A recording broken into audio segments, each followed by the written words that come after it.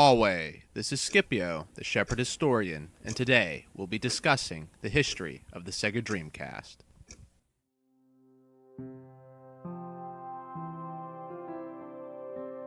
The Dreamcast is nearly 20 years old as of the making of this video, and even though the console had a short lifespan of only 2 years, it had made its mark on the video game industry in a very big way. So big that developers are still releasing homebrew games on the system to this day. Sega's quirky little game console was not only ahead of its time in ways that future consoles would adopt its features and even its designs, but also laid the foundations for alternative video game ideas to be built and tested on this innovative and bold system. The story of the Dreamcast is a fascinating venture for technology enthusiasts. It's a tale of ambition, financial ruin, and the last video game console that Sega would release. Despite the fact that Sega did not succeed in hardware, their great software development lives on to this day. But to understand this story, we must start at the beginning. Sega in 1997 was a company teetering on irrelevance, holding only 12% of the console market share at the time, which was dominated by Sony, whose share was 47% of the market, and Nintendo's 40%. Sega's contemporary console at the time was the Sega Saturn, which was the beginning of the end for Sega. The Saturn was Sega's 5th generation console. Released in 1995 with an initial success, it struggled to gain a large audience and sustain sales while competing against stiff rivals in the market. Although the Saturn housed a plethora of arcade ports, including Street Fighter II, Ultimate Mortal Kombat 3, and Metal Slug, while also having classic titles such as Croc, Grandia, Duke Nukem 3D, Tomb Raider, and Sonic Jam, its legacy is rather mixed between niche and outmoded. Originally planned to be a powerful 2D console, with the release and success of the Sony PlayStation and the Nintendo 64 consoles, which supported impressive 3D capabilities, Sega adapted its Saturn console to compete with limited success. With a rushed launch and arcade game development, Sega CEO Tom Kalinske had this to say on the console, quote, "Everybody knows that you have to have an adequate amount of software and enough games on the hardware platform in order to make it successful," unquote. And then he goes on, quote, "We didn't have it. I could see this was going to be a failure," unquote. And failed it did. With a weary fan base, looming financial collapse, and the rivalry of the PlayStation, Sega realized it needed to remake itself, to make a more powerful console that would appeal to hardcore gamers, bring graphical fidelity never before seen in the home console market, and to take risks on creative new game ideas. This would be Sega's last card it would play, and the inception of the Dreamcast was born.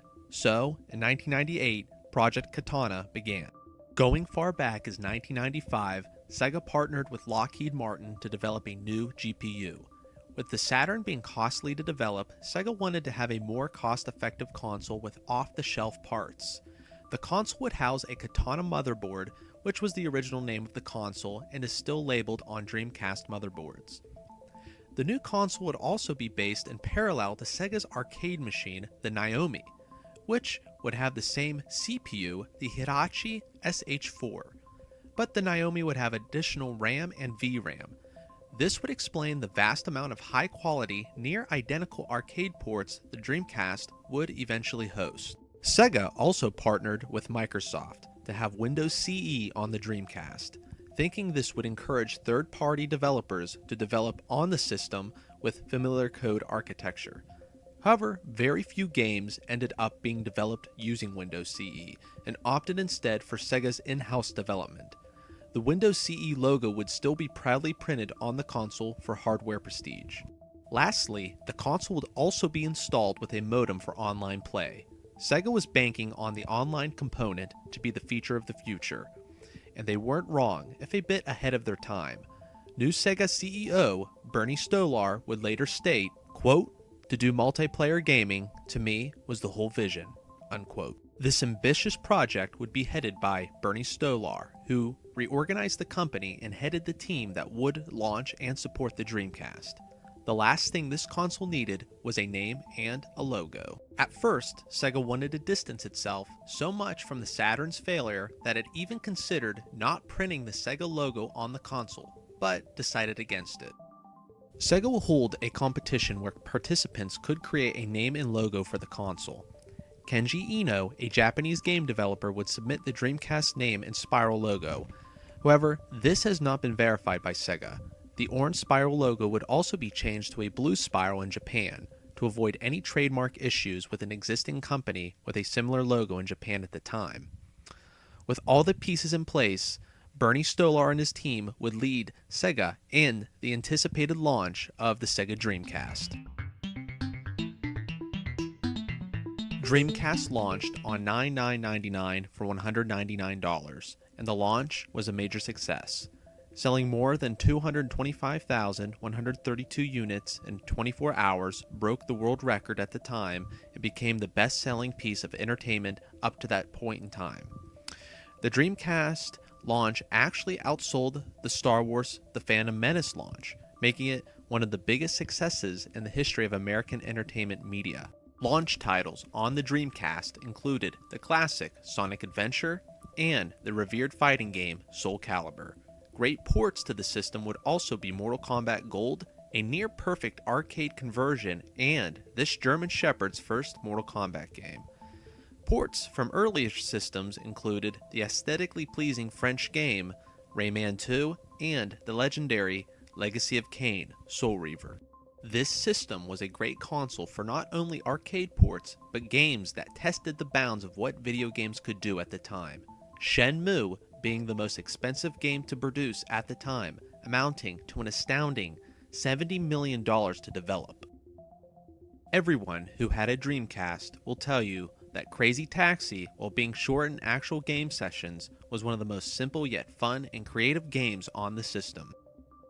Toy Commander, Slave Zero, Tomb Raider, The Last Revelation, Heavy Metal Geomatrix, Silver, and Virtual Fighter 3TB are games that this shepherd will always remember. Other fighting games included Ready to Rumble Boxing, which played at most retail stores for demonstration of the system's graphics, and the wrestling game Royal Rumble is another fighting game of note.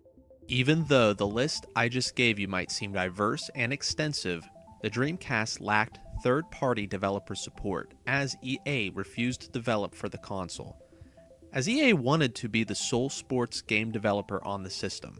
However, Sega released Sega Sports NFL 2K on the system, thus removing EA from the game lineup.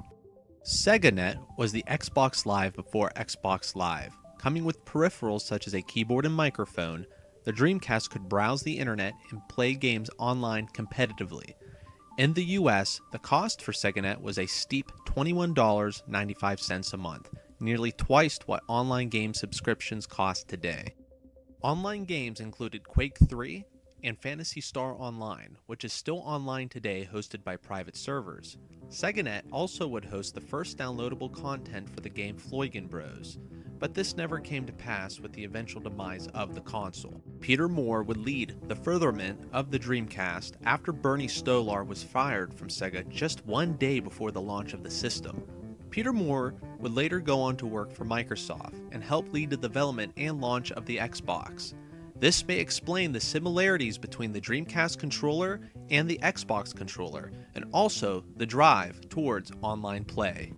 However, nothing could prepare Sega for the giant that was to come into the gaming industry, the PlayStation 2. By late 2000, the Dreamcast was beginning to see the end, with the launch of a much more powerful system, the PlayStation 2, the coming of the Nintendo GameCube, and the entrance of Microsoft into the console market with the Xbox. Fortunes were beginning to look dim for the Dreamcast. Even though the launch of the Dreamcast was successful, like the Saturn before it, sales began to stagnate, and the market was looking forward to the PS2, which was comparatively a more powerful system than the Dreamcast, being able to render 75 million polygons per second as opposed to the Dreamcast rendering 3 million polygons per second. The hardware specs were clear, and the PS2 could do some amazing things. People began trading in their Dreamcast to purchase PlayStation 2s, and all the marketing and rebates that Sega issued were not enough to save the system. Peter Moore discontinued the Dreamcast on March 31st, 2001. The dream now faded away, and people awoke to a new era of video games. Sega of Japan would still repair and support the system until 2007. But it would be hobbyists and enthusiasts of the Dreamcast that would keep the dream alive. Homebrew games would be released by independent developers long after the discontinuation of the system. Games like Last Hope, released in 2007, and Volgar the Viking, released in 2015, would be well-known homebrew titles that would keep the system alive to this day.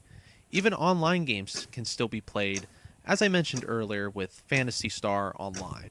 The Dreamcast was an amazing system, with great memorable games that inspired many developers and German shepherds everywhere. Dreamcast was a console at the wrong place at the wrong time. Most say it never had a chance, but those of us that gave it a chance know the dream still lives on. Godspeed, always.